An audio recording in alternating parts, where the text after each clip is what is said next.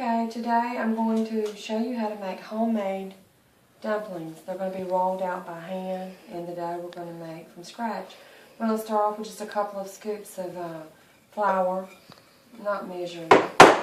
It's actually the consistency of the dough, and it may change from different humidities, but just maybe a couple of cups according to how many people you want to serve. And to this, we're going to begin with a little salt. I'm going to throw a little salt in there, and a little bit of pepper just to taste.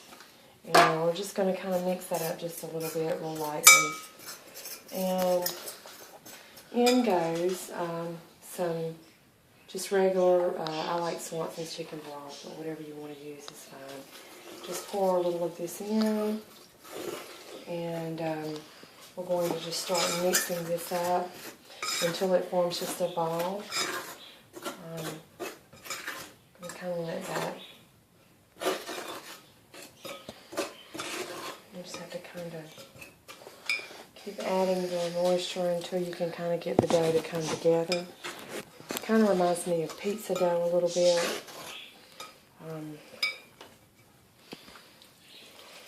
And then I'm going to dump out some extra flour, lots of flour, the more the better.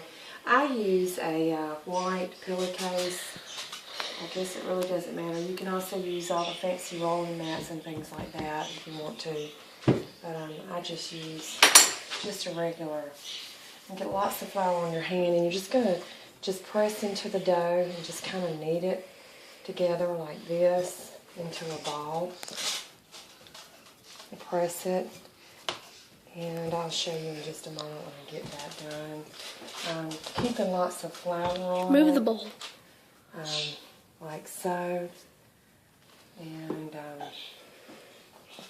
like this, until it just comes together.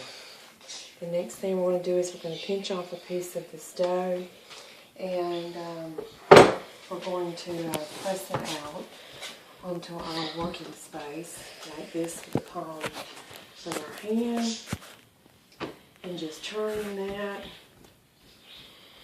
and here we go. Normally I don't have all these raggedy edges. You want to coat your rolling pin, and just start rolling this dough like so.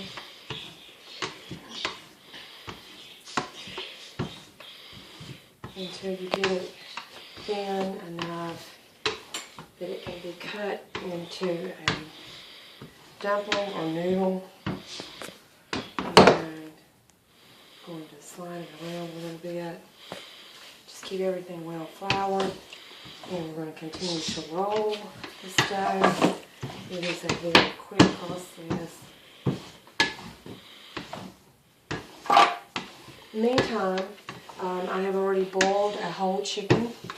I have removed the chicken, and I have left the broth, and into that I just put some salt, pepper, a little bit of seasoning to whatever your flavor that you desire. And we're going to get that boiling to a pretty roaring boil before we add the noodles in.